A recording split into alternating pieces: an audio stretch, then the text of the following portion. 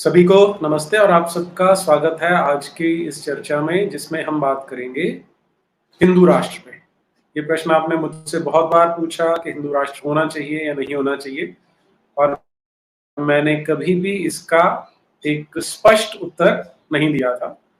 तो आज हम इस प्रश्न पर ही चर्चा करेंगे, क्योंकि अगले सप्ताह गोवा में जो हिंदू जागृति समिति है वो एक अधिवेशन करने वाले हैं हिंदू राष्ट्र की स्थापना के लिए, और उसी को ध्यान में रखते हुए हमने आज चर्चा रखी है कि हिंदू राष्ट्र बनना चाहिए, नहीं बनना चाहिए, कितना तर्कसंगत है, संविधान क्या कहता है। तो आपके जो प्रश्न हैं आज आप पूछ सकते हैं, क्योंकि आज हमारे साथ वो सज्जन होंगे जो इस पर कार्य करते हैं।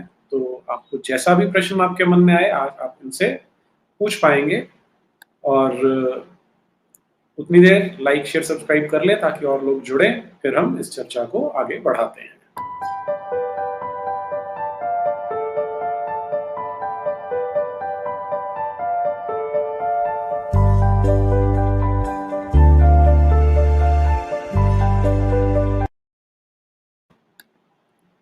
जी, तो आज हमारे साथ जो चर्चा में सम्मिलित होने वाले हैं, मैं उनका परिचय कराता हूं। आज हमारे साथ हैं श्री रमेश शिंदे जी, जो हिंदू जागृति समिति का कार्य देखते हैं और कई वर्षों से राष्ट्रीय प्रवक्ता हैं। और हिंदू, जो मैं अभी आपसे कह रहा था कि जो हिंदू राष्ट्र की स्थापना के लिए अधिवेशन है गोवा में हिंदू जागृति समिति का, उसमें अग्रणी भूमिका निभाते हैं। स्वागत है रमेश जी आपका बहुत बहुत। और इसके अतिरिक्त हमारे साथ जुड़ेंगे सर्वोच्च न्यायालय के अधिवक्ता हैं श्री उमेश शर्मा जी। उमेश जी का परिचय मैं आपको जो और दे सकता हूं कि भारत माता परिवार नामक संगठन चलाते हैं और उसके अध्यक्ष हैं ये। उसके अतिरिक्त भारतीय भाषा अभियान चलाते हैं, जिसके माध्यम से धर्म की, संस्कृति की और राष्ट्र संबंधित और कोई भी जो कार्य उचित लगता है उसमें सक्रिय रहते हैं और काफी बढ़ चढ़ के काम करते हैं, अग्रणी भूमिका निभाते हैं अपने कार्यों में। और हमारे साथ जुड़ रहे हैं अनिल धीर उड़ीसा से। अनिल धीर जी इस समय भुवनेश्वर में है और भारत रक्षा मंच जो संगठन है उसके राष्ट्रीय महामंत्री हैं। पत्रकारिता भी करते हैं, फ्रीलांसर हैं, किसी एक मीडिया हाउस से नहीं जुड़े हुए। और क्योंकि ये ईस्ट की दिशा में रहते हैं तो वहां पर जो बांग्लादेशी घुसपैठ हो रहा है उस पर कार्य करते हैं। और हमारे जो मंदिर हैं जो उपेक्षित हैं उनकी रक्षा करने के लिए कई प्रकल्प चलाते हैं, कई कार्य करते हैं उसमें। और इन कार्यों में अग्रणी भूमिका निभाते हैं। लेखक हैं, वृत्तपत्रीय स्तंभ लेखन करते हैं और ग्रंथ भी लिखते हैं। तो आप सभी का बहुत बहुत स्वागत। अनिल जी, उमेश जी, रमेश जी, बहुत बहुत स्वागत आपका। और मैं चर्चा जब भी आरंभ करता हूँ जी, उमेश जी आप म्यूट पर हैं, तो मैं उमेश जी आपके पास ही सबसे पहले आ रहा हूँ कि जब हम हिंदू राष्ट्र की बात करते हैं तो सबसे पहला प्रश्न उठता है कि हम 75 साल से एक डेमोक्रेसी में जी रहे हैं, तो हिंदू राष्ट्र की आवश्यकता क्यों है, आवश्यकता है भी या नहीं? पहले तो इसे जस्टिफाई करना पड़ेगा जी। जी देखिए, ये सवाल बनता नहीं है, क्योंकि मेरा मानना ऐसा है कि हम हिंदू राष्ट्र हैं और परिकल्पना जो संविधान बनाया गया, आप संविधान को उठाइए, सत्यमेव जयते से शुरू होगा। और जो आर्टिकल 1 है, भारत हमारा नाम रखा गया, भारत दैट इज इंडिया, वो दोनों का एक मिक्सचर कर दिया गया। उसके बाद जितने भी हमारे राष्ट्रीय प्रतीक बने वही हिंदू धर्म से लिए गए। थोड़ा पीछे चलेंगे तो जो स्वतंत्रता संग्राम में भी जो आनंद मठ की प्रेरणा रही या वंदे मातरम की प्रेरणा रही या जनगण मन जो गाया गया, ये कहाँ से आया, ये देखने की बात है। ये सवाल अब कुछ लोग उठा रहे हैं कि हिंदू राष्ट्र नहीं है, हम सेकुलर है। ये तो संविधान में एक तरह से छद्म रूप से लिखा गया है, मेरा ऐसा मानना है। हमारे आप जितने भी सिंबल्स देखें, सर्वोच्च न्यायालय में भी जो भी लिखा गया है, या नेवी के लिए या सीएजी ऑफिस के लिए, सब जगह हमारे वेदों से लिए गए वाक्य लिखे गए।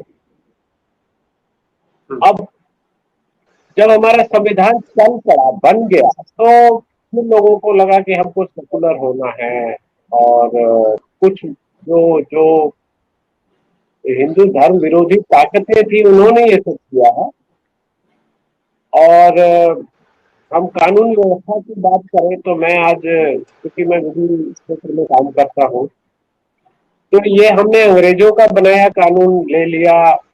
1860 में जो भी बना, आईपीसी बना, उसके बाद सीआरपीसी बना, हमने उसको अपना लिया। लेकिन उसके पीछे जाकर अगर हम देखें या हम अपनी इंडियन फिलोसफी को देखें तो पाएंगे कि हमारी जो विधि व्यवस्था थी पहले,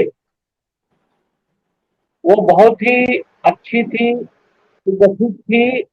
और इस चश्मे से हम ना देखें तो मैं ये बहुत अच्छे से बोल सकता हूँ, और इस पर मैं काम भी कर रहा हूँ। आगे इस पर एक विशेष पत्र भी तैयार करने का है कि हम जीरो पेंडेंसी व्यवस्था हमारी थी।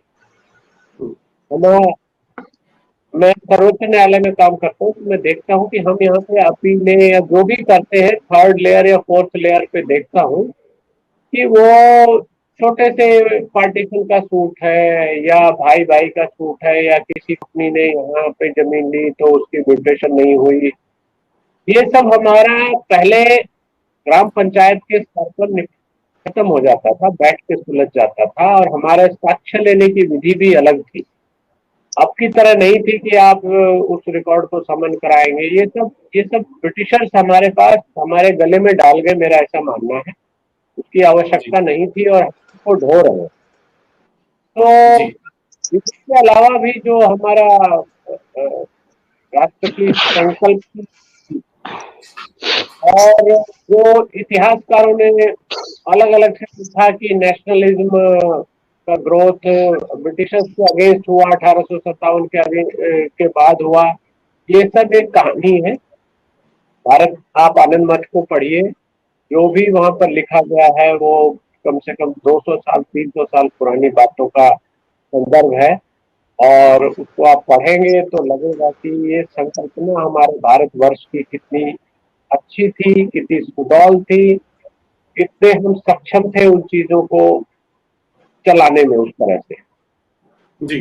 और अब ये चीज उठी है तो मेरा ऐसा मानना है कि हमको सबसे पहले विश्वास करना होगा कि हम एक राष्ट्र है, हिंदू राष्ट्र है। हमको बनाने की जरूरत नहीं है, हमको असर्ट करने की जरूरत है, मुझे ऐसा लगता है। जी जी रमेश जी, हम हिंदू राष्ट्र हैं, ये कहना है उमेश जी का। लेकिन अगर हम पहले से ही हिंदू राष्ट्र हैं तो फिर अब हमें इसकी मुहिम चलाने की आवश्यकता तो नहीं है, क्योंकि जैसा उमेश जी ने कहा कि हमारे जो सब जगह पर जो वो वन लाइनर्स लिखे रहते हैं, जो मोटो लिखे रहते हैं, वो संस्कृत में है, वो नेवी का का। तो एक तरह से अगर पहले से ही इतनी एक्सेप्टेंस है तो फिर हम इसको और स्ट्रेस क्यों करें कि हिंदू राष्ट्र बनाना है। जी देखिए नीरज जी, उमेश जी का जो कहना है वो एक स्पेक्ट्रम में है, क्योंकि कैसे है कि एक सांस्कृतिक दृष्टिकोण से यदि हम देखेंगे, या आज हिंदू बहुलता है भारत में, तो इस कारण से यदि हम माइक की कोई, हाँ बस ठीक है जी। हाँ हाँ, आवाज आ रही है अभी ठीक से? जी जी। हाँ, तो यदि हम सांस्कृतिक दृष्टिकोण से देखेंगे, या आज हिंदू बहुलता है उसके कारण से यदि हमारे वहां पर जो सर्वोच्च न्यायालय में होगा, या एयरफोर्स का नभम स्पृश्य दीप्तम होगा, या फिर नेवी का शन्नो वरुणो होगा, या यथो धर्म ततो जयः होगा, तो ये जितने भी सारे वाक्य हैं वो हमारे वेदों से, उपनिषदों से लिए हुए हैं। लेकिन प्रैक्टिकल हम इस बात का हमें थोड़ा सा स्वीकार भी करना होगा कि ये जो हिंदू राष्ट्र है ये तो आज है, और ये एक आज हम देख रहे हैं कि एक जिसको हम कहेंगे कि जनसंख्या जिस गति से बढ़ रही है, वामपंथ की विचारधारा जिस गति से आज कार्यरत है, तो उन चीजों को यदि हम देखेंगे तो मैं आपको महाराष्ट्र का उदाहरण बताना चाहूंगा। महाराष्ट्र में कुछ साल पहले जब तक मैं स्कूल में शिक्षा लेता था, तो हमारे हर एक स्कूल में जहां पर भी मैं पढ़ा हूं, तो वहां पर प्रवेश द्वार में माँ सरस्वती की मूर्ति होती थी। अभी करीब 8 से 10 साल पहले जब कांग्रेस की सत्ता थी और वहां पर एक मूवमेंट चली, तो मुसलमानों ने ये कहा कि हमारे बच्चे भी स्कूलों में पढ़ने के लिए जाते हैं और फिर वहां पर सरस्वती माता की मूर्ति होती है, उसको नमन करना पड़ता है, जबकि हम तो मूर्ति पूजा मानते ही नहीं है। ईसाइयों ने भी यही बात कही। और जब ये बातें होने लगी, तो इन बातों के कारण से महाराष्ट्र सरकार ने एक सर्कुलर निकाला कि जो भी स्कूल होगा उसके प्रवेश द्वार में सरस्वती माता की मूर्ति नहीं होगी, क्योंकि हम ज्ञान को मानते हैं, ज्ञान की परंपरा को मानते हैं, हम मूर्ति को नहीं मानते हैं। तो एक दिन में जहां पर भी सरस्वती माता की मूर्ति थी वो तो चली गई वहां से। कांग्रेस सरकार का यदि हम उदाहरण लेंगे तो सावरकर जी के जो वचन उन्होंने लिखे थे, तो वो वचन तो कोई धर्म से संबंधित नहीं थे, क्रांति से संबंधित थे या ब्रिटिशों के जो अन्याय था उससे संबंधित थे, आंदोलन से संबंधित थे। वो वचन उन्होंने निकाल दिए। तो आज की परिस्थिति यदि हम देखेंगे तो आज की परिस्थिति ऐसे बनी हुई है कि ये पहले जो हिंदू बहुलता थी या भारत स्वतंत्र हो गया, तो भारत की स्वतंत्रता के बाद जो एक भावना थी और उस समय पे ये सारे जो विचार थे, आज धीरे धीरे धीरे धीरे इन विचारों के ऊपर आक्रमण चल रहा है। हो सकता है कि सुप्रीम कोर्ट में कल जाकर के कोई याचिका ही कर दे कि भाई सुप्रीम कोर्ट में ये क्यों लिखा गया है कि जहां धर्म है वहां पर ही विजय है। तो ये हम तो इस बात से सहमत नहीं है। या फिर जैसे हमारे पार्लियामेंट के यहाँ पर है, तो ये क्यों चीजें लिखी गई है, हम इन चीजों को नहीं मानते हैं। तो ये चीजें आसानी से हो सकती है। मैं आपको और दो इसके उदाहरण बताना चाहूंगा।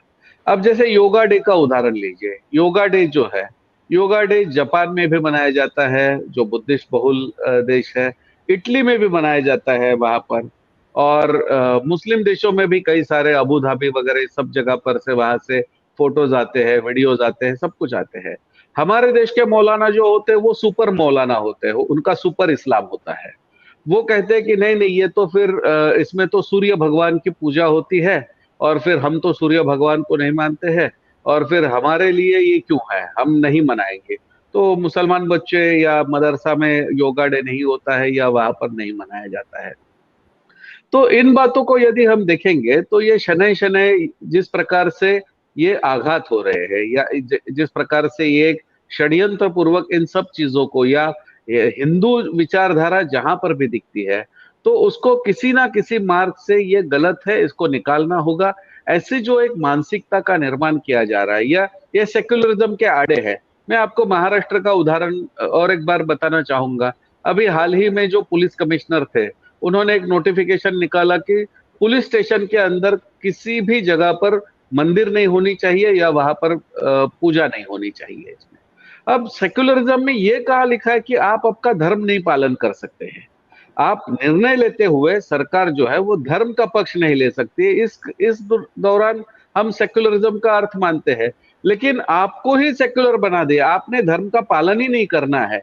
कल कहेंगे नहीं, गले में माला नहीं पहननी है, माथे पर तिलक नहीं लगाना है। ये कहां से चीजें आ गई। तो इन चीजों को यदि हम देखेंगे तो ये एक प्रभावी रूप से इसका उपयोग किया जा रहा है और इसके लिए जो चीजें आवश्यक है, अब इसका जो विरोध है कि जहां पर जो चीजें आवश्यक है, तो यहां पर एक संवैधानिक आधार चाहिए। आज भारत के संविधान में जो माइनॉरिटी शब्द है उसकी व्याख्या क्या है, कहीं पर उसकी व्याख्या नहीं है। माइनॉरिटी किसको कहा जाए ये स्पष्ट नहीं है, कितने परसेंटेज को माइनॉरिटी कहा जाए ये स्पष्ट नहीं है। तो जो आज माइनॉरिटीज बताई जाती है वो किस आधार पर बताई जाती है, वो तो धर्म के आधार पर ही बताई जा रही है। तो जब माइनॉरिटी शब्द का कोई व्याख्या नहीं है, फिर भी उसको धर्म के आधार पर यदि व्याख्यायित किया जा रहा है, तो फिर ऐसे परिस्थिति में हिंदू कहाँ आता है यहाँ पर।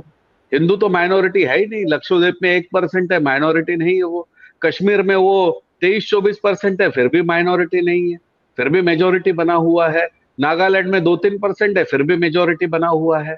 तो ये जो इस दृष्टिकोण से जो चल रहा है कि माइनॉरिटी के लिए बजट मिलेगा, माइनॉरिटी के लिए मिनिस्टर मिलेगा, माइनॉरिटी के लिए सुविधाएं मिलेगी, माइनॉरिटी के लिए एजुकेशन इंस्टीट्यूट मिलेंगे, लेकिन हिंदू जो है वो मेजोरिटी है, उसने बहुत बड़ा पाप किया इस हिंदुस्तान में जन्म लेकर के एक हिंदू के रूप में। तो आप इस पाप को भुगतो। विश्व का सारा देश, जर्मनी जो है वो अपने टैक्स से 8% जो है वो चर्च को प्रोवाइड करता है, वो टैक्स। जर्मनी की चांसलर अंजेला मर्केल, ये जो है वो ईसाइयों के कन्वेंशन में उसने भाग लेना है, इसके लिए वो यूनो की बैठक में नहीं जाती है। लेकिन ये चीजें भारत में नहीं हो सकती है क्योंकि इनको संवैधानिक कोई आधार नहीं है। तो हमारा ये कहना है कि ये हिंदू बहुल है, इसलिए हिंदू राष्ट्र है, लेकिन इसको संवैधानिक रूप से हिंदू राष्ट्र घोषित करना पड़ेगा, इसकी आवश्यकता है। और ये जब तक घोषित नहीं होगा तब तक हमें यही प्रताड़नाओं को सहन करना पड़ेगा। यही जो दोहरा व्यवहार है, जिसको हम कहेंगे सेकंड क्लास सिटीजन या थर्ड क्लास सिटीजन, इसको हमें भुगतना पड़ेगा। जी अनिल जी, रमेश जी ने अपनी बात रखी कि क्यों हमें हिंदू राष्ट्र चाहिए, तो आप उससे सहमत हैं? कोई आप अपना कारण बताना चाहेंगे कि हिंदू राष्ट्र की क्यों आवश्यकता है, जबकि हम पहले ही 80% है, मेजोरिटी में तो नहीं, क्यों चाहिए हमें हिंदू राष्ट्र?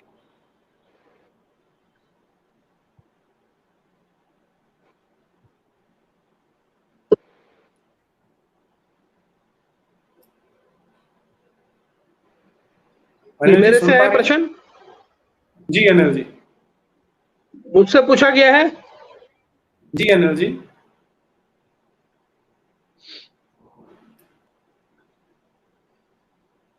मुझसे पूछा है ये? जी जी अनिल जी, देखिए, हिंदू राष्ट्र है। हाँ, हम हिंदू राष्ट्र हैं, ये एक जनरल जो फील है, ये देखिए अभी जैसे वो नायपॉल ने कहा था, मिलियन म्यूटिनीज वाला, ये पूरे देश में, जो देश में ये फेडरल स्ट्रक्चर है, जिसको हम डाइवर्सिटी कहते हैं, यूनिटी इन डाइवर्सिटी कहते हैं, बड़े कैच वर्ड किए हैं। ये कईयों ने कहा है ये एक भारत नहीं, ये बहुत सारे भारत हैं। ठीक है, आज जो परिस्थिति है, हम अगर कंट्री को पूरा कॉन्टेक्स्ट में देखें, बीजेपी नॉन बीजेपी में नहीं कहता हूँ, नॉर्थ ईस्ट में काफी स्टेट बीजेपी रूल्ड स्टेट्स है। ओडिशा हुआ, अभी बंगाल हुआ, तमिलनाडु हुआ। देखिए, आप हिंदू राष्ट्र की कल्पना अगर हम करें कि यही जो 5-6 हमारे मेन राज्य हैं, जहां पर भला हिंदू बहुमत नहीं है, यूपी हुआ, एमपी हुआ, जिसको ट्रेडिशनली काउ बेल्ट भी बोला जाता है, यहाँ करा जाता है, बट बाकी उन राज्यों में क्या हो रहा है वो ऐसा नहीं है कि हम अवगत नहीं हो रहे हैं। क्या कुछ हो रहा है और किस विस्फोटक ढंग से हो रहा है। मैं हाल ही की बात मैं आपको नॉर्थ ईस्ट का बोल सकता हूँ, वहां बीजेपी रूल भी है, पर क्या है वहां आपको पता है। ऐसे राज्य भी हैं जहां 85%, 95% क्रिश्चियन मेजोरिटी है, पर ठीक है, वो सुविधावादी हैं, वो बीजेपी के रूल को भी एक्सेप्ट करते हैं, बोलते हैं हम बीजेपी में हैं। वहां कोई काउ बिल नहीं लगेगा, वहां कोई एंटी कन्वर्शन बिल नहीं लगेगा, वहां कुछ नहीं, सरकार दूसरी तरफ दे देगी, पॉलिटिक्स का कंपल्शन है। अब मैं उड़ीसा की बात कर रहा हूं, बड़ी हैरानगी से मुझे मालूम पड़ा 22 साल में दूसरी दफा हमारा मुख्यमंत्री विदेश जा रहा है। 22 साल में दूसरी दफा, नॉन स्टॉप 22 साल से है। कहां जा रहा है? रोम। किससे मिलेगा? वेटिकन से, में जाके पोप को मिलेगा। आज ये न्यूज आई है। उड़ीसा का एक चीफ मिनिस्टर, भारत का एक चीफ मिनिस्टर, आज तक भारत का कोई चीफ मिनिस्टर भी जाके रोम में पोप से नहीं मिला है। जब पोप आया था यहाँ इंडिया में, तो हो सकता है गोवा का या केरल का जो 1-2 जगह गया है, प्रोटोकॉल के तौर पे उनसे मिले हो। आज बड़ी हैरानगी हुई, वो चीफ मिनिस्टर जो 22 साल में सिर्फ 2 दफा गया है विदेश, वो आज जाके वहां मिल रहा है। आज हमें पता है उड़ीसा में आदिवासी जनजाति में लक्ष्मण सरस्वती की जो ये हुई था, बलिदान हुआ था, कितना हम टेंडर बॉक्स पे थे, कन्वर्शन किस रेट में चल रहा है, सरकार मानने के लिए तैयार नहीं है। एंटी कन्वर्शन बिल है, एक जना भी कन्विक्ट नहीं हुआ है। अगर वहां का एक मुख्यमंत्री जाके रोम में पोप से मिलेगा और वो भी पब्लिक अनाउंसमेंट करेगा, इसके क्या सिग्नल ममता बनर्जी बोलेगी मैं भी जाऊंगी, वो तो बोलेगी मैं ग्रैंड मुफ्ती से मिलूंगी, मैं आगा खान से मिलूंगी, मैं मक्का मदीना भी जाऊंगी। तो ये वाले जो जो हिंदू राष्ट्र का कंसेप्ट है, देखिए हिंदू राष्ट्र का कंसेप्ट ये सब जब तक रहेगा, ठीक है, हर जना जो इस्तेमाल करेगा, आज प्रेजेंट के हालत में भी हम देख रहे हैं, ठीक है, we are allowing ourselves to be bullied. हमारा इंटरनल मैटर हम ही सॉल्व करेंगे। हम लोग को दुनिया से नसीहत नहीं लेनी है, दुनिया को हमसे नसीहत लेनी है। सिर्फ ये हमारे 75 साल की डेमोक्रेसी नहीं, हमारे 2000-3000 साल का लिखित इतिहास और उससे पहले की जो परंपरा है, हमारी किताबें, हमारी होली बुक्स, उससे पूरी दुनिया नसीहत लेती है। खाली हम नहीं कहते हैं, बाकी धर्म भी नसीहत लेते हैं। आज सब जगह मानते हैं that Gita is the essence of life, ठीक है।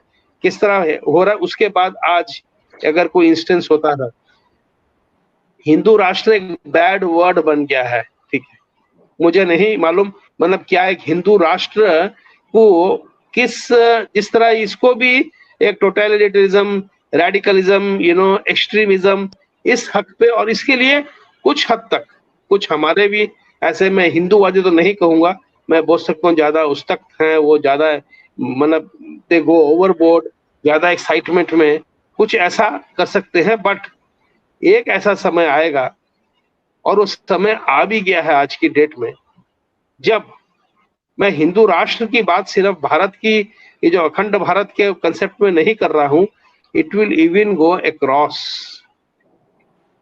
अगर हम आज बड़े बड़े कोई परिवार के बारे में कहीं मीट करते हैं, पेरिस मीट हुआ है, रियो डी जेनेरियो मीट हुआ है, मॉन्ट्रियल प्रोटोकॉल साइन हुआ है, ये सब हमने पिछली दफा 2 साल अधिवेशन में भी हमने बहुत अच्छे प्रवक्ता आए थे जिन्होंने बोला था आज की अगर ये विश्व का ये हाल है, उसके लिए जिम्मेवार कौन है।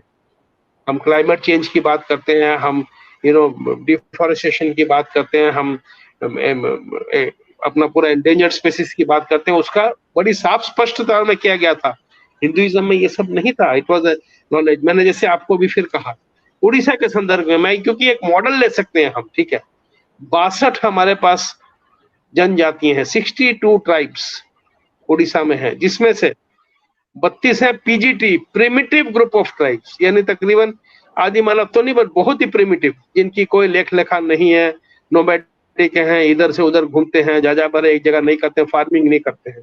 इस हद तक जब हम उनके साथ काम करते हैं, आप बोलोगे जी वो तो हिंदू है नहीं, 100% सनातनी है। मैं आपको कहता हूँ, जिस तरह वो नेचर वर्शिप करते हैं, फूल पौधों की, पेड़ों की, वृक्षों की, नदियों की, पहाड़ों की पूजा करते हैं, सूर्य की पूजा करते हैं, चांद की पूजा करते हैं, मैं तो बोलता हूँ purest of the purest form of सनातनी है आज की डेट में।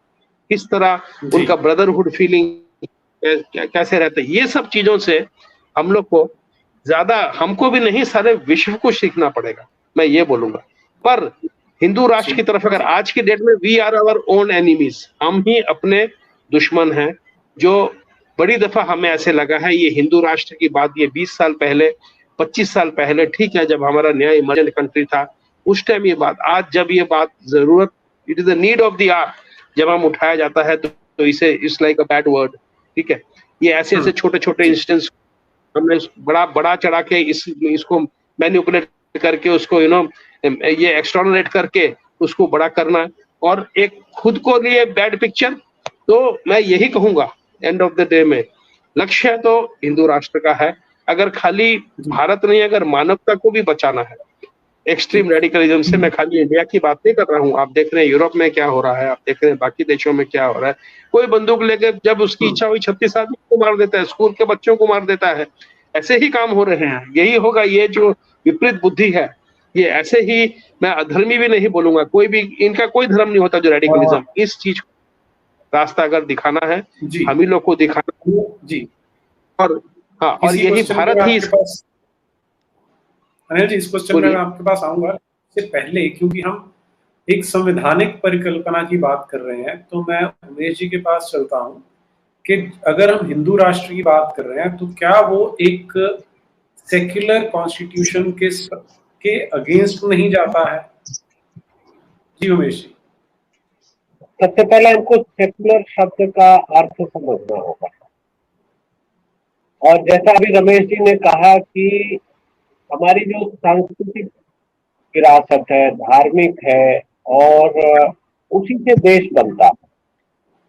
तो उसमें जब नीतिगत बातों को हम तय कर रहे हैं तो वहां पे धर्म नहीं। उमेश जी, मैं क्वेश्चन को रिफ्रेज कर रहा हूँ। एक बड़ा कॉमनली यूज किया जाता है कि हिंदू राष्ट्र will destroy the secular fabric of India, कि वो कॉन्स्टिट्यूशन को डिस्ट्रॉय कर देगा। जी, अब बताइए। ये एक ऐसी डफली है जिसको कि निरर्थक तरीके से लोग, मैं थोड़ा स्पष्ट ज्यादा बोल रहा हूँ, निरर्थक लोग बजाते रहते हैं।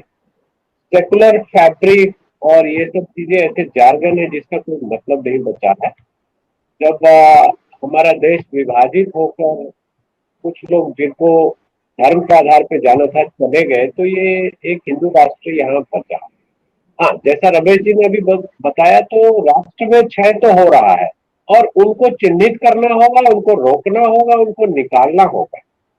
यहाँ पर एक चीज और भी मैं बताता हूँ, जो जो मेरा मानना है, पहले भी मैंने उसके बारे में बोला कि अंग्रेजों ने वो चीजें ऐसी डाल दी, फूट डालो शासन करो, तो उन्होंने भाषा के आधार पर हमारे प्रदेश काट दिए, उन्होंने धर्म के आधार पर क्या क्या कर दिया। लेकिन जो हमारी उसके पहले की पॉलिसीज थी, नीतिगत बातें थी, हमको एफिडेविट नहीं देना पड़ता था। हमारी पंचायत में या राजा के दरबार में जाकर जो कोई बोलता था तो सच ही बोलता था, हमको उसको डिस्प्रूव नहीं करना पड़ता था। तो हम इन चीजों को क्यों नहीं लेकर चल रहे हैं? अगर हम फॉरेन पॉलिसी की बात करें, जो कि हम एक एग्रीमेंट करते हैं, गैट की ट्रेडिंग की बातें करते हैं, पता नहीं क्या क्या करते हैं, लेकिन हम भूल रहे हैं कि जावा, सुमात्रा, वियतनाम के कुछ हिस्सों में या मॉरिशस में चलो वहां तो लोग गए थे, चीन के बहुत सारे हिस्सों में बौद्ध धर्म गया, हिंदू धर्म गया, और राजा राम के नाम पर वहां शासन हो रहा है अभी भी। अंकोरवट के हिंदू मंदिर विश्व के सबसे बड़े मंदिर बने, हमने कोई आक्रमण तो नहीं किया था। तो वहां पर एक चीज है जो वेस्ट जिसको जानता नहीं है, समझता नहीं है, ये सॉफ्ट डिप्लोमेसी है हमारी। हम लोगों को अपनी अच्छाइयों से प्रभावित करके अपनी तरह बनाने के लिए प्रेरित करते थे। हम बंदूक की नोक पर या तलवार की नोक पर या बाइबल की नोक पर, बाइबल से डरा दो नहीं तो गला काट दो, ऐसा करके हम अपने धर्म का या राष्ट्र का प्रसार हमने कभी नहीं किया। तो इस नैरेटिव को क्यों नहीं पढ़ा जाए, इस नैरेटिव को क्यों नहीं आगे बढ़ाया जाए? हम क्यों आर्म्स पे पैसा खर्च करके लड़ाई की बातें करते हैं, और जो मिडिल ईस्ट में हो रहा है वो हम देख भी रहे हैं। तो उन चीजों को छोड़कर जो हमारे राष्ट्र पे जो नीतिगत बातें, जो हमारी पुरानी बातें हैं, उनको हम आगे लाएं। और मॉडर्न जो थॉट है वो कहाँ पहुंचा है सब जानते हैं। मॉडर्न थॉट्स ने क्या किया, हम डेमोक्रेसी बोल लें या यूनिवर्सल फ्रेंचाइज बोल लें, वो सब बोलकर हम खुश हुए क्योंकि हमको ऐसा पढ़ाया गया, हमारे दिमाग में ऐसा डाला गया। लेकिन हम अपने वैशाली और लिच्छवी के जो गणराज्य थे उनको हम कहीं ना कहीं भूल के बैठे हैं कि वहाँ लोग कैसे वोट देते थे, सबका पार्टिसिपेशन होता था, वहाँ सबका चुनाव होता था, सारे डिग्निटरीज का चुनाव होता था। तो हम उन चीजों को भूल बैठे हैं, इन्होंने उसको दबा दिया और ये दुष्टता का काम किया है। इसको हमको उभारना है, आगे लाना है, और जहां जहां सेकुलरिज्म या सूडो सेकुलरिज्म के नाम पर इस विभेद को पैदा किया जा रहा है, उस जगह को प्लग करना पड़ेगा, मेरा ऐसा मानना है। और हमको गर्व से कहना होगा कि ये हमारा राष्ट्र है, यहाँ ऐसी परंपरा रही है, आपको मानना ही पड़ेगा। और आप देखें, कुछ लोगों को छोड़ दे तो सभी लोग मानते हैं, सब इस बात को मानकर चलते हैं। वेलफेयर स्टेट हमारा वैसे नहीं बन गया, हमारा वेलफेयर एक एक जो राम राज की परिकल्पना थी वो वेलफेयर स्टेट है, और वही धारणा होनी चाहिए। सेवा की भावना हम वहां से लाते हैं। ब्यूरोक्रेट जो ब्रिटिशर्स यहाँ सिविल सर्विसेज बनाए गए थे वो नहीं है, अब हमारे देश में सेवक होते हैं, उनको सेवा करना है, और वो धारणा आनी चाहिए। वो ब्रिटिश लेगेसी को खत्म कर दीजिए, मेरा ऐसा मानना है। और हम एक फंक्शनल हिंदू राष्ट्र दिखाई देंगे, मुझे ऐसा लगता है। और मैं रमेश जी की बात से सहमत भी हूँ कि इसमें जो बहुत सारे जो क्षय हो रहे हैं, जो जो विभेद पैदा हो रहे हैं, उनके लिए तो एक संघर्ष करना होगा, और आगे आकर हमको इसको एक हिंदू राष्ट्र के रूप में, संवैधानिक तो बहुत छोटी बात है, संविधान से पहले तो हमें जो प्रकृति ने दिया है, जो हमारा देश है वो सुचारू रूप से चले। संविधान तो बनता है और उसको मान्य हो जाता है, उसको अमेंड भी कर दिया जाता है, उसको चेंज भी कर दिया जाता है। तो संविधान की परिकल्पना हम फिर वेस्ट से लेकर बहुत छोटी बात कर रहे हैं। इसलिए मेरा ऐसा मानना है कि हम वे ऑफ लाइफ से चले और हम जिस तरह चल रहे हैं उसको हम गर्व से आगे बढ़ाएं और विश्व को प्रेरित करें कि देखो हम, हमारा एक ऐसा राष्ट्र है जहाँ भाईचारा, सहिष्णुता और अतिथि देवो भव सारी चीजों को पहले से मानते रहे हैं। आप इसको फॉलो कीजिए, आपको आर्म्स नहीं खरीदने पड़ेंगे, आपको लड़ाई नहीं करनी पड़ेगी, आपको डिप्लोमेसी नहीं करनी पड़ेगी, यूएन जैसी जो बेकार की ऑर्गेनाइजेशन है वो नहीं बनाना पड़ेगा, वहां पर जाके कोई जो फालतू की चीजें होती है वो सब नहीं करना पड़ेगा। आप सुचारू रूप से अपने देश को ऐसा बनाकर चला सकते हैं, मेरा ऐसा मानना है। जी, बहुत धन्यवाद जी। उमेश जी ने जो कॉन्स्टिट्यूशनल एंगल था उस पर बात की, लेकिन जब आप ये प्रस्ताव रखते हैं कि हिंदू राष्ट्र होना चाहिए, तो जो पॉलिटिकल पार्टीज हैं, अब पहले क्या था कि हम बोलते थे बीजेपी और बाकी सारी सेक्युलर पार्टीज, तो जो सेक्युलर पार्टीज हैं इसको नहीं मानेंगे। पर आज की डेट में जैसे हम बीजेपी को भी देख रहे हैं, तो सेक्युलर से ज़्यादा सेक्युलर होने की कोशिश कर रही है। तो ये तो एक बहुत बड़ी बाधा होगी कि जब कोई पॉलिटिकल सिस्टम में एक्सेप्ट नहीं करेगा तो हिंदू राष्ट्र कैसे बनाएंगे? जी, इसमें मैं एक थोड़ा सा जो अंश है कि जो संवैधानिक दृष्टिकोण से है, तो यहाँ पर एक बात हमें बड़े इससे ध्यान में लेनी होगी कि भारत का संविधान जब बना या उससे भी पहले डॉक्टर बाबा साहेब अम्बेडकर ने जो भारत का विभाजन होने वाला था, तो उस समय पे उन्होंने ये कहा था कि भारत का विभाजन होगा तो टोटल पॉपुलेशन एक्सचेंज होना चाहिए, तब जाकर के विभाजन सक्सेसफुल होगा, नहीं तो ये विभाजन बार बार होते रहेगा।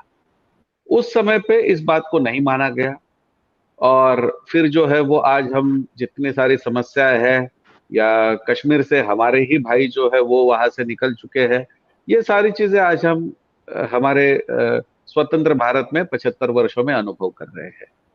अब दूसरी बात यहाँ पर आती है कि जो संविधान में सेक्युलर शब्द डाला गया 1976 में, तो ये जो संविधान में सेक्युलर शब्द डाला गया उस समय पे इमरजेंसी थी, उस समय पे जो विपक्ष था वो जेलों में बंद था।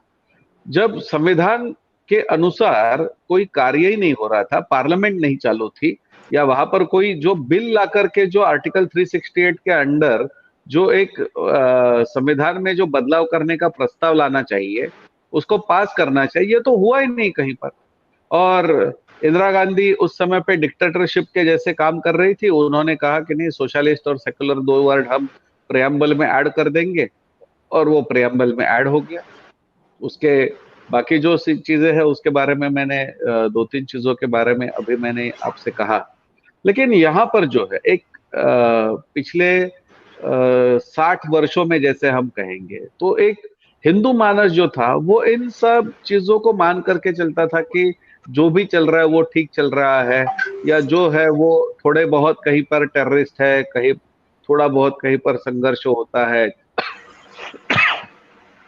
थोड़े बहुत कहीं पर विवाद होते हैं, तो इस प्रकार से वो मान करके चलता था, क्योंकि हिंदू हमेशा से ही सहिष्णु रहा है।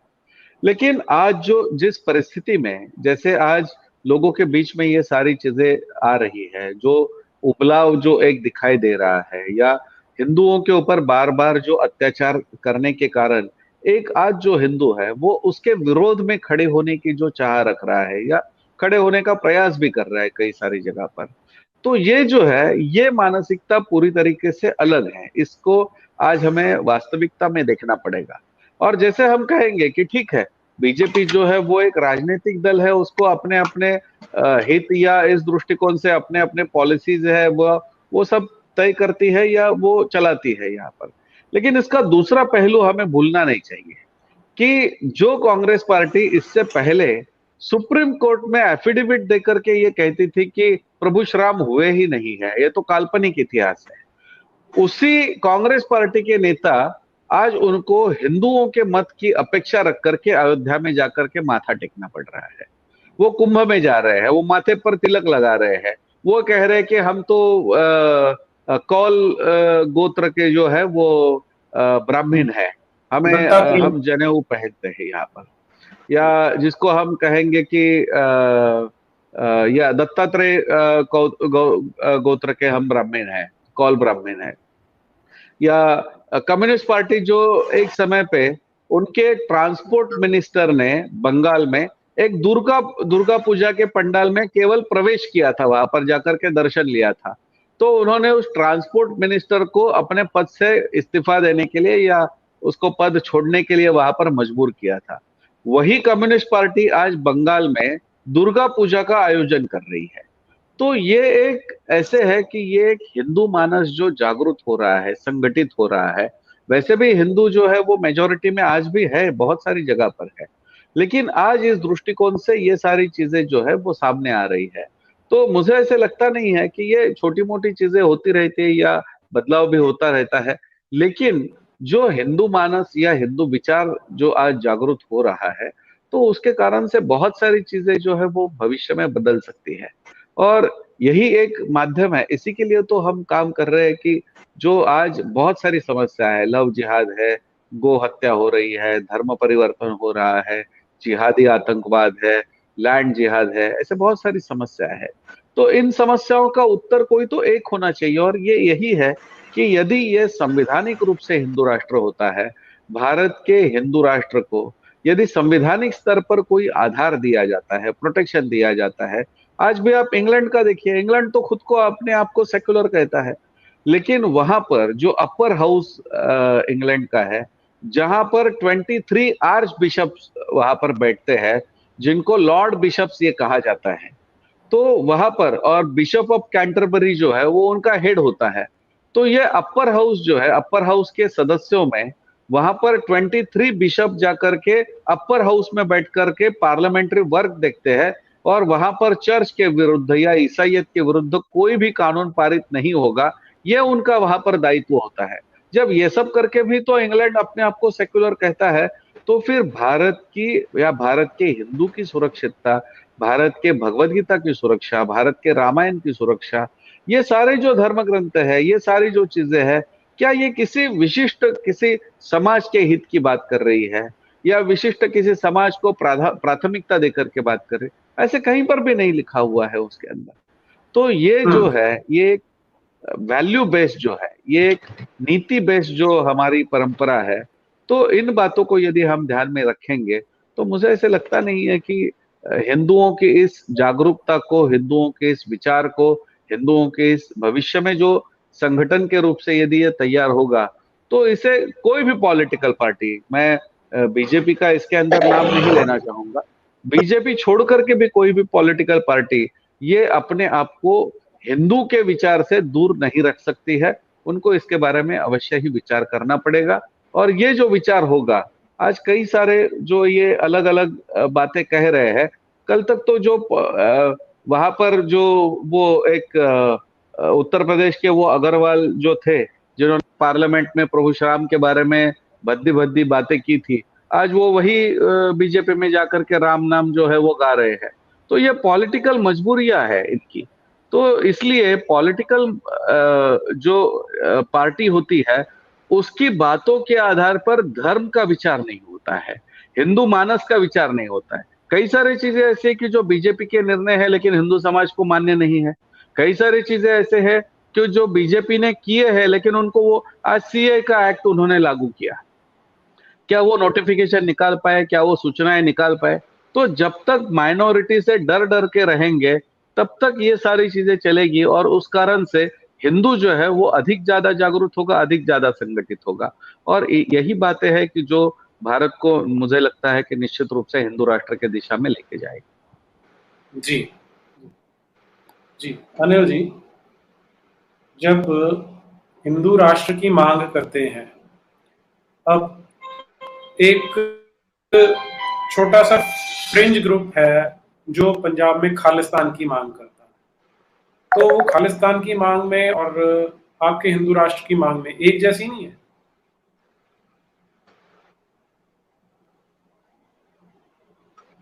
जी, मुझे लगता है अनिल जी से संपर्क टूट गया हमारा। रमेश जी, मैं आपके पास आता जी हूँ मैं जी। जी अ, देखिए, इसमें हमें खालिस्तान की मांग और हिंदू राष्ट्र की मांग, ये इन दो चीजों का या इन दो मांगों का कोई भी आपसी कंपैरिजन नहीं हो सकता है। क्योंकि एक मांग जो है, एक जो वहां का जिसको हम कहेंगे कि विदेशी धन के ऊपर आधारित कोई ऐसे ग्रुप है, या जो एक टेररिज्म के सपोर्ट में जो चलने वाले लोग हैं, वो यदि खालिस्तान की मांग करेंगे, खालिस्तानवादियों को पैसा कहाँ से आ रहा है?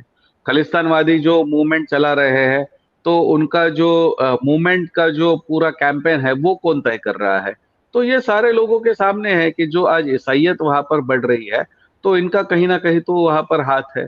जो आज वहां पर जिसको हम कहेंगे कि माइनॉरिटी के नाम पर या वहां पर जो अत्याचार हुए, उसके आधार पर दिल्ली दंगे हो या अन्य भी बहुत सारी बातें हैं वहां पर, तो इन सारे चीजों को आधार लेकर के जो बात कर रहे हैं, तो वो सारी चीजें एक नहीं हो सकती है। मुझे बहुत दुख से ये कहना पड़ता है कि मैं स्वर्ण मंदिर में गया था दर्शन लेने के लिए, तो वहां पर जब मैंने देखा कि भगत सिंह की कतार में आप यदि भिंद्रन वाले को भी एक समान स्थान देंगे, आप यदि जिन गुरुओं ने हमारे धर्म के लिए, हमारी इस पवित्र भूमि के लिए अपना बलिदान किया, उनके साथ आप भिंद्रन वाले का वहां पर फोटो भी रखेंगे, आप जिन्होंने इंदिरा गांधी की हत्या की, तो उनको उनको तो भारत के कोर्ट ने तो टेररिस्ट कहा है, उनको तो फांसी की सजा हुई है।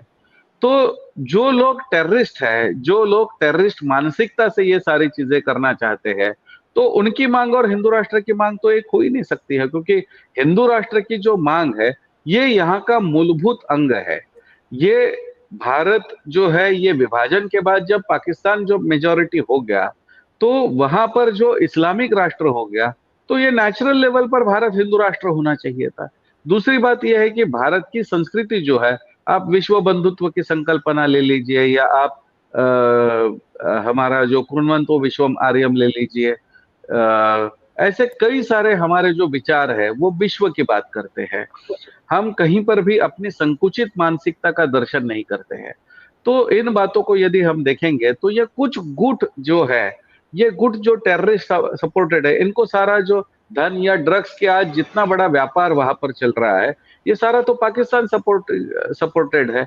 तो इन लोगों को, जो पाकिस्तान से जो ये विचारधारा रखने वाले लोग हैं, क्योंकि जब 1971 में जब भारत ने पाकिस्तान से युद्ध करके उस समय पे बांग्लादेश जैसे हमने अलग किया था, तो उसके आधार पर ये जो है कि भारत के ऊपर 100 कट्स का उनका जो प्लानिंग चला पाकिस्तान में, और ये प्लानिंग के अंदर उन्होंने सबसे पहले जो प्राथमिकता दी, वो दी कि हम पंजाब को अलग करेंगे। जिस प्रकार से आपने बांग्लादेश को अलग किया हमसे, उस प्रकार से हम पंजाब को अलग करेंगे। तो ये कॉन्स्पिरेसी तो पाकिस्तान की कॉन्स्पिरेसी है। तो इस कॉन्स्पिरेसी को हिंदू राष्ट्र की मांग के साथ हम जोड़ नहीं सकते हैं, क्योंकि हिंदू राष्ट्र की मांग एक स्वाभाविक है। ये यहाँ पर जो हिंदू बहुल जो भारत है, या हिंदू मेजोरिटी जो है, और जो अपने साथ को एग्जिस्टिंग को मानने वाली जो एक हिंदू समाज है, तो इनकी मांग है। तो इसके कारण से ये दो मांगे एक साथ नहीं हो सकती है। और इसी के कारण से आज भी भारत की आर्मी में इतने सारे लोग हैं, आज भी भारत के लिए जो या भारत भूमि के लिए जो बलिदान करने वाले हैं, उसके अंदर सबसे बड़ा जो सहभाग है, वो हमारे सिख बंधुओं का है। हमारे जो गुरु ग्रंथ साहब का प्रारंभ होता है, वो ओमकार से होता है। हिंदू धर्म कहता है कि ओमकार से ही सृष्टि बनी है।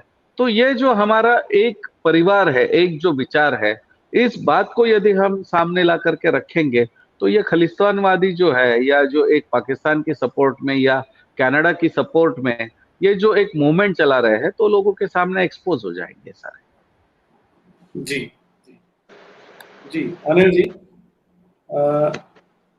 एक हमारे देश के सांसद हैं जो शैम्पू लगा के घूमना बड़ा पसंद करते हैं। उन्होंने एक बार कहा था कि क्या आप एक हिंदू पाकिस्तान बनाना चाहते हैं? क्योंकि हिंदू राष्ट्र बनाओगे तो जैसे पाकिस्तान है वैसा ही यहाँ पर एक हिंदू पाकिस्तान, आप हिंदू पाकिस्तान बना देंगे हिंदुस्तान को। जी, तो ये आरोप लग सकता है। देखिए, बिल्कुल, मैं अभी हमने सुना, हमने जितनी भी चर्चा की, उसमें कहीं ना कहीं हर हर पैराग्राफ या कहीं पर पॉलिटिकल क्लास का, हिंदू राष्ट्र, प्रो या कॉन। मुझे अभी भी याद है, जब भी गुरुजी से ये अपना सौभाग्य होता मिलते हैं, उन्होंने तकरीबन हर में ही कहा था, अभी जब होता है कि बीजेपी हिंदू राष्ट्र नहीं लाएगी।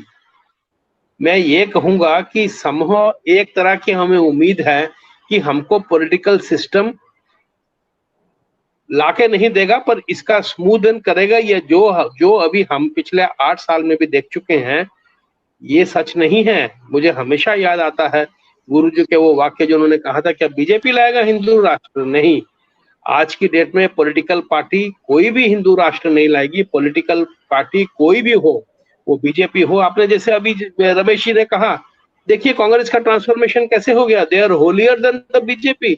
अरे जब कम्युनिस्ट वाले भी ये गाना गाने लगे हैं, ये सब उनका अवसरवाद है। पर दुख की बात ये है कि कोई सेकेंडरी भी आज के डेट में अगर पॉलिटिकल क्लास नहीं कर रहा है, कोई ग्रुप होगा, कोई ऐसी मूवमेंट होगी, कोई थिंक टैंक होगा, हम वो इस चीज को कैरी फॉरवर्ड करें। इतने बड़े बड़े हिंदू संगठन हैं हमारे। अभी हाल ही में पुरी के मंदिर के लिए, पुरी के मंदिर के पास इन्होंने खनन कर दिया। 3 साल से मैं लड़ रहा था, 3 महीने पिछले पे मैं दिल्ली में 1-1.5 महीना बैठा रहा, किससे नहीं मिला। हमारे हिंदू जो अधिवक्ता हैं उनसे 16 हिंदू वक्ताओं से मिला, बीएचपी से मिला, बजरंग दल वालों से मिला, मिनिस्टर से मिला, एएसआई से मिला, जो आदमी कंसर्न था। लास्ट में सुप्रीम कोर्ट हम गए। आपको अचंबा होगा, 5 दिन पहले सुप्रीम कोर्ट गए, सुप्रीम कोर्ट ने हमारी खारिज को सिर्फ रद्द नहीं किया, हम पे 1 लाख रुपए का जुर्माना लगा लिया कि ये फ्रिवलस पीआईएल है। आप लोग का पब्लिक इंटरेस्ट नहीं था। मुझे हैरानगी थी, एक मंदिर को बचाने के लिए हम गए हैं, हिंदुओं के तौर पे गए हैं, यहाँ 3 करोड़ हिंदू जगन्नाथ भक्तों के तरफ गए थे, 1 लाख रुपए का जुर्माना भी लगा दिया हम पे। तो मेरा ये बोलना है, जब तक एक ऑल्टरनेटिव, मैं पूरे देश भर में मैं अटेंड करता हूँ, कहीं कोई बुलाता है, मैं चेन्नई जाता हूँ, बेंगलोर जाता हूँ, कलकत्ते बुलाते हैं हिंदू, पर मुझे लगता है अगर कहीं पर जेन्युइन, अगर कुछ तकित, अगर वेटी में अगर बोलूं, मैं थोड़ा इंग्लिश में बोल सकता हूं, अगर वो होता है तो हमारे गोवा के समय तो नहीं होता है।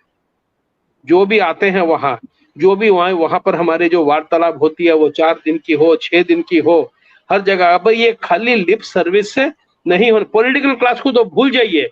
मैं 7 साल प्रवक्ता रहा था, बीजेपी का मीडिया चीफ था। मोदी जी के साथ 2014 में मैं उनकी मीडिया टीम में था, उनके साथ घूमता था चारों तरफ, उनके प्लेन में कहां कहां मैं गया हूं मीडिया ट्रायल में। तो मेरा ये बोलना है, फिर से मैं गुरुजी के वाक्य ही दोहराऊंगा, कोई भी पॉलिटिकल पार्टी हमको हिंदू राष्ट्र की तरफ लेके ही नहीं जाएगी। इनफैक्ट मैं मतलब, ठीक है, हमें लगता है कुछ कुछ है, उन लोग की प्राथमिकता है, कुछ पार्टियां चाहती हैं, पर हमेशा सबसे पहले उनका पॉलिटिकल गेन होगा, सबसे पहले होगा। जैसे कहा आपने, उसमें हर जना सेक्रीफाइस हो जाएगा, उसके बीच में रास्ते में कोई नहीं आएगा। आपको हैरानगी नहीं होगी, कल नुपुर शर्मा भी अरेस्ट हो जाएगी, उसे कहेंगे कि तेरे सेफ्टी के लिए हम कर रहे हैं, ऐसा नहीं है। तो एक मूवमेंट, और द टाइम इज राइट। देखिए वो कैसे संगठित होते हैं। आप यूं मत सोचिए कि ओआईसी ने, कटार, कुवैत, सऊदी अरेबिया ने खुद वहां पर इंडियन चैनल देख के, या वहां कितने लोग अखबार पढ़ते हैं, ऑर्गेनाइज्ड, स्ट्रेटेजाइज्ड, मैनेज्ड, पूरा इंडिया से ही वो हुआ है। आप जब देखें ह्यूमन राइट्स, जब स्वामी लक्षानंद सरस्वती का यहाँ कत्ल हुआ था, उसके बाद यूरोपियन यूनियन के 40 रिप्रेजेंटेटिव उड़ीसा आए, उनको बसों में वहां लिया गया, उनको दिखाया गया, देखिए क्रिश्चियनों पे अत्याचार नहीं हुआ जितना आपको वहां कहा जा रहा है। तो जब तक हमारी सरकारें ये अलाउ करेंगी, आप हमारे यहाँ कुछ हुआ तो आप आके देखोगे, एग्जामिन करोगे, ह्यूमन राइट एक्टिविस्ट आएंगे, कश्मीर जाएंगे, आप एम्बेसडर लोग को लेके घूमेंगे, उनको फैसिलिटेट करेंगे, देखो भाई हम तो सब सही हैं। और अगर हमारा कुछ इंटरनल प्रॉब्लम हुआ, जो नहीं है मैं कहता हूं, तब आप हमारे एम्बेसडरों को ताबिल करेंगे, उनको बुलाएंगे, प्रोटेस्ट करेंगे, हर वो फॉर्म। ये गलत है। पॉलिटिकल क्लास को इसके साथ स्टैंड अप होना चाहिए। और भी बहुत रेडिकल स्टेट हैं बहुत सारे ऐसे राष्ट्र हैं जो अपनी कट्टरता से अपना धर्म चलाते हैं। मैं तो कहता हूँ जितने भी क्रिश्चियन स्टेट हैं, रमेश जी ने अभी इंग्लैंड का उदाहरण दिया, हम लोग का इससे उससे बड़ा कट्टर कट्टर जो क्रिश्चियन स्टेट को होगा ही नहीं। बोलते उनकी स्टेट रिलीजन है, भला वो बोले कि हमारे पास 50% आदमी बाहर के हैं, इंडियन है, पाकिस्तानी है, बांग्लादेशी है, अफ्रीकन डिसेंट के हैं, but they stick to it. हम लोग का पॉलिटिकल क्लास रिपीटेडली हम लोग इसी उम्मीद से इलेक्शन जीतने के लिए हिंदू धर्म को, हिंदुत्व को और हिंदू राष्ट्र की परिकल्पना को वो ले आ सकते हैं, बट उसके पास रिजल्ट क्या होता है वो हमने भी देखा है। So it is about time, जब तक ये ग्रास रूट लेवल से ये अपराइजिंग जो है उसको, और है आज की डेट में जब आप बोलते हो 80% हम हैं, चलिए 20% हम लोग वो ऐसे सेक्युलर भी हैं जो इनको परवाह नहीं है, अपने काम में मस्त है। 50% तो जरूर हैं जिनको डायरेक्टली इफेक्ट होता है। मैं कहता हूँ आज की डेट में, मैं बार बार लिख रहा हूँ आपका, मैं देखें कि हमारा पूरी मंदिर टूट जाएगा, पूरी मंदिर गिर जाएगा, 800-900 साल पुराना मंदिर है, कोई सुनने वाला नहीं है। सबको पॉपुलिस्टिक, प्लेइंग टू द गैलरीज, कैसे इतना काम हम कर ले कि अगले 5 साल के इलेक्शन में हमें जीतना है, वो बाकी गया वो देखा जाएगा जब नेक्स्ट क्या आता है। तो जब तक ये वाला पूरा सिनेरियो चेंज नहीं होता है, हम लोग की ऐसी ही फजीयत होगी जैसी हो रही है। और मैं देखता हूँ दिन पर दिन को सुधर नहीं रहे हैं, आप भी सब मेरे से एग्री करेंगे, दिन पर दिन बिगड़ रहे हैं हालात, एक के बाद एक। वो एक इंस्टेंस हो, एक एक्सपीरियंस हो। जी ठीक बात है। कुछ प्रश्न है दर्शकों के, मैं वो ले लेता हूं। जी, एक प्रश्न है एंटी जिहाद क्लास का कि सर तन से जुदा वालों को क्या सजा होगी हिंदू राष्ट्र में। जी, कौन लेना पसंद करेगा? जो अधिवक्ता उनके पास चलता हूं मैं। जी उमेश जी। जी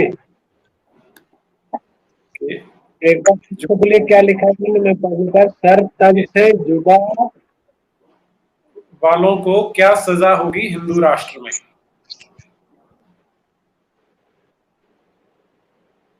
देखिए, एक तो जो हिंदू राष्ट्र है इसमें कोई विभेद नहीं है, सब नागरिक समान रूप से ट्रीट किए जाते हैं। ये हमारा पहले भी हम सब देख चुके हैं, उनका नाम या उनकी कैटेगरी जो भी बना दी जाए। हमको वहाँ आर्टिकल 14 तो चलो 1950 में आया है, लेकिन समान रूप से सबको ट्रीट किया जाता रहा है। तो जो कानून, जो भी विधि संगत बात उस वक्त चलती थी या अभी बनेगी, वो सारे नागरिकों पे होगा। और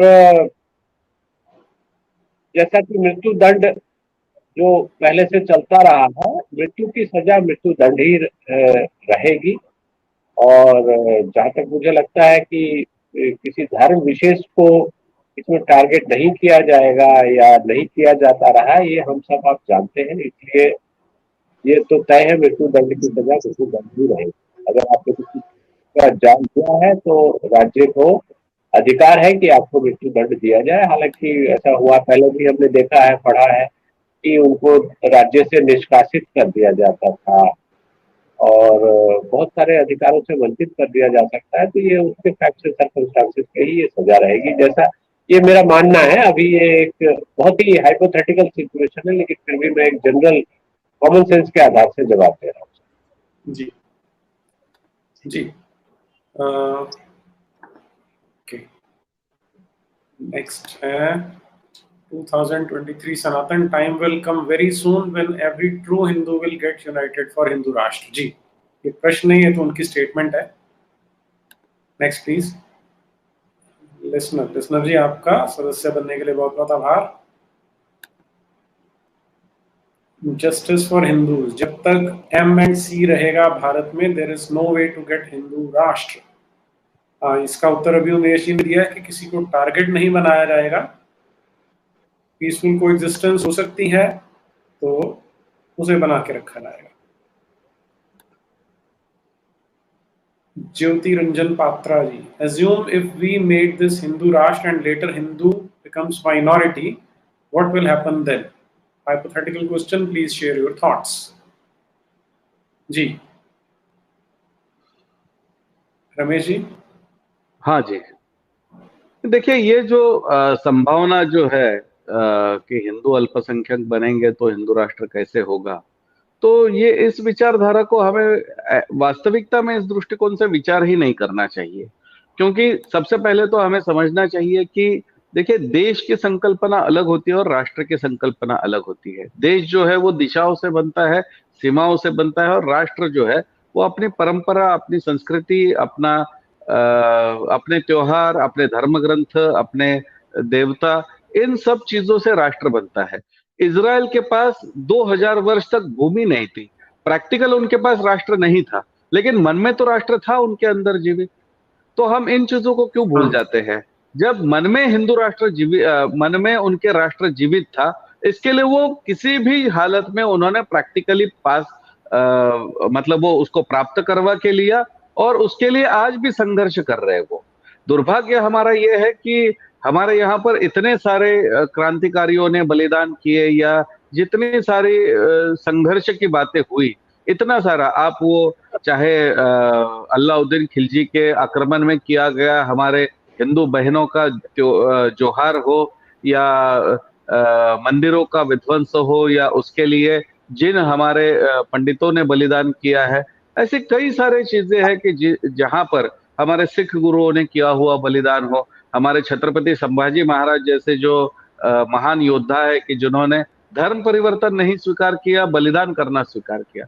तो ऐसे कई सारे चीजों के, कई सारे व्यक्तित्वों के, कई सारे महान हमारे जो परम आदरणीय व्यक्तित्व है, उनके बलिदान के बाद भारत मिला। लेकिन हमें इसको इतना सस्ता हिंदुओं ने मान लिया, और वो इस सेक्युलरिज्म की ढाल बना करके जो है वो फिर अंग्रेजियत हो, या वो फिर एक तरीके की मानसिक गुलामी हो, मानसिक दास्यता हो, उसके अंदर ही वो अपने आप को खुद को खुश मानने लगे। अपना एक निजी दायित्व होता है, वो एक राष्ट्र के प्रति भी दायित्व होता है। तो आज राष्ट्र के प्रति के दायित्व का कौन विचार कर रहा है आज की परिस्थिति में? तो जब ये विचार होना प्रारंभ होगा, जब ये सारी बातें जब लोगों तक पहुंचेगी, आज आप देखिए कि पिछले कुछ दिनों में इतने सारे हिंदू लड़कियों को मुसलमान बनाया गया लव जिहाद के अंदर, और फिर उन्हीं लड़कियों को सूटकेस में हमें वहां पर उनकी हत्या करके उनको वहां पर रखा गया। उसके वहां पर 2-3 हिंदू लड़कों ने मुसलमान लड़कियों से शादी की। ये तो बहुत भाईचारा और हम ये सब है, गंगा जमुनी तहजीब है।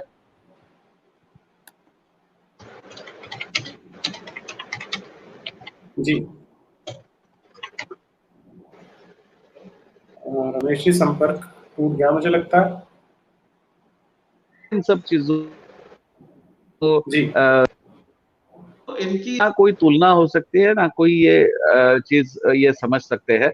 तो यहाँ पर हमें इसी बात को समझ करके चलना होगा कि जो इस प्रकार से हिंदू राष्ट्र का विचार ये मन में रखने वाला विचार है, ये हमारे पास भूमि हो ना हो, जो भी चीज हो, आज अमेरिका में रहने वाला यदि भारतीय है, अमेरिकन सिटीजन बना हुआ भारतीय है, वो भी हिंदू राष्ट्र की यदि बात करता है, तो क्या वो हिंदू राष्ट्र के विचार को नहीं रखता है? तो इसलिए इस बात को हमें भूलना चाहिए कि हम माइनॉरिटी है, मेजॉरिटी है, क्या है।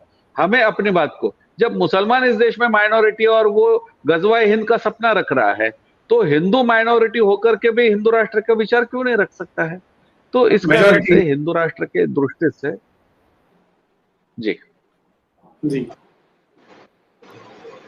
रविंद्र शर्मा जी हैं, अनिल जी, उनका कहना है कि आप हिंदुओं को संगठित कैसे करेंगे इसको?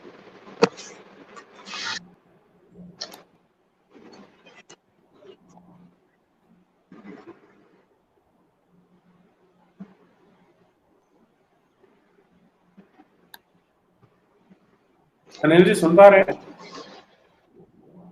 हाँ, क्वेश्चन इनका है, हिंदुओं को संगठित कैसे करेंगे?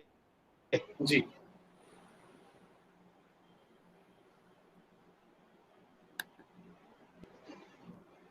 देखिए, हिंदू तो संगठित हैं,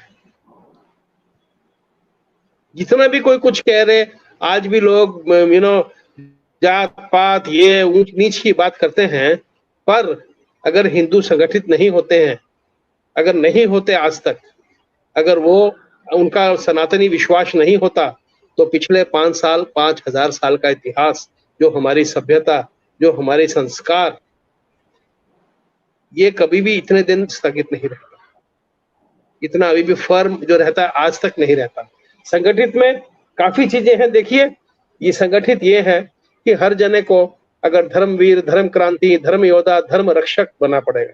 ये सेल्फ बिफोर धर्म, जैसे मैं ये नहीं कहता हूँ कि ऐसे नहीं है, जितनी कुर्बानी, जितनी त्याग, जितनी तपस्या, जितना बलिदान हिंदुओं ने दिया है, ठीक है, अपने धर्म के रक्षा के लिए, उससे 100 गुना ज्यादा है जो बाकी धर्म है, इस्लाम हुआ, क्रिश्चियनिटी, उन्होंने लोगों का खून बहाया है। उन्हें धर्म ना कहें तो अपने धर्म को करने के लिए, वो क्रूसेड्स हो, वो जितने भी मूवमेंट हो, कोई भी बिना वायलेंस के नहीं था, एक्सेप्ट जो हमारे इंडिक रिलीजियन हैं, जो हिंदुइज्म, जैनिज्म, बुद्धिज्म, सिखिज्म, इनके सिवा तकरीबन जितने भी धर्म थे, देवदी रिलीजियंस बाय द सॉर्ड, और बाय जो बुक वाला भी था, इनडायरेक्टली कैसे था, हमने खुद देखा, गोवा में बैठे हमने देखा क्रूसेड कैसे होते। तो मेरा ये बोलना है, ये लड़ाई ऐसी है, हमको इकट्ठी लड़नी पड़ेगी। हम बार बार वो हम 80% हैं और ये हैं, ये एक फीलिंग में कॉम्प्लेसेंसी आ जाती है हमको। हम 80% पॉपुलेशन होके भी कमजोर हैं, वो 18 से 20% पॉपुलेशन होके भी, आप खुद ही देखते हैं हमने क्या बोलना है, आप सुनते हैं। तो इसमें माइंडसेट अभी भी हम लोग सबसे पहले क्या आता है, हम लोग अभी भी बहुत सारे फैक्टर, एक कॉमन बाइंडिंग है हम लोग का, जो सनातन धर्म है, जो हिंदू धर्म है, जितने हमारे बिलीफ हैं, जो हमारे प्राचीन हमारे ग्रंथ, हमारे उपनिषद, हमारे पुराण जो भी हमें सिखाते हैं, गीता हो, जो भी हो, हमारे बहुत बड़ी हमारी पैंथियन है हिंदू गॉड्स एंड गॉडेसेस की, सब कुछ है। हर जने को अपनी सुविधा है, किस तरह किस अपने भगवान को कैसे पूजा करे, कैसे अर्चना करे, क्या उसका विधि हो, क्या नीति हो, हर जने इतनी बड़ी फ्लेक्सिबिलिटी है। कोई मॉरल बाइंडिंग नहीं है कि ऐसा ही होगा, कोई किताब पे लिखित नहीं है कि ये रूल बुक है। ये इतने इससे की इस कॉम्प्लेक्सेंसी में, इस स्ट्रेचेबिलिटी में मैं बोलूंगा, ये जो हमको मिला हुआ है, इसका कुछ नाजायज फायदा होता है, हम कॉमन कॉज भूल जाते हैं। ठीक है जी। आज पर ये अगर दिन हिंदू जान लेगा, सारे हिंदू समझ लेंगे कि हाँ, ये खतरा सच्चा है, सचमुच हमारे एक ऐसी नौबत आएगी या ऐसी दिशा आएगी, माइनॉरिटी मेजॉरिटी होके भी हमें माइनॉरिटी बनना पड़ेगा। जब इस बात से अवगत खुद होंगे, इस बात को मानना शुरू करेंगे, मैं कहूंगा तब ही हिंदू संगठित होगा। अभी तो आधे बोलते हैं नहीं यार कुछ नहीं होगा, ऐसे है, ये शोर मचाते हैं, ये पॉलिटिकल गेम है, ठीक है, वो क्या कर लेंगे। नहीं, हम अपने आगे देख रहे हैं, संगठित वही होगा। आप एक कॉमन, आप एक प्लेटफॉर्म पे आके सोच लीजिए कि हाँ, दुश्मन बाहर नहीं, दुश्मन घर में है, दुश्मन घुस गया है, तब ही हम लोग संगठित होंगे, कॉम्प्लेसेंसी का लेवल जाएगा, और संस्कार, जो बच्चों के पढ़ाई की शिक्षा है, ये जो परंपरा हम खत्म कर रहे हैं, इस सबको भी हमको उसको रेगुलर रखना पड़ेगा। क्योंकि ये हिंदू धर्म राष्ट्र अगर आएगा तो हमारे आने वाली पीढ़ियों के लिए आएगा। हम में से बहुत कम ऐसे होंगे जो इसका रियल बेनिफिट हम उठा सकेंगे या देख सकेंगे कि क्या होता है। तो उनको भी हमको ऐसा एट्यून करना है, उनको भी बनाना है। जी, सम्यक चरित्र जी हैं, उनका कहना है जैसे सारे सनातनी मिलकर बीजेपी लाए हैं, वैसे ही हिंदू राष्ट्र भी लाएंगे। तो इसी सकारात्मक विचार के साथ हम इतिश्री की ओर बढ़ते हैं। आप सभी सज्जनों ने समय दिया, और जो हिंदू राष्ट्र की परिकल्पना है, देखते हैं कितनी जल्दी फलीभूत होती है, चाहेंगे फलीभूत हो। तो इसी विचार के साथ इतिश्री की ओर बढ़ते हैं। भारत माता की जय, वंदे मातरम।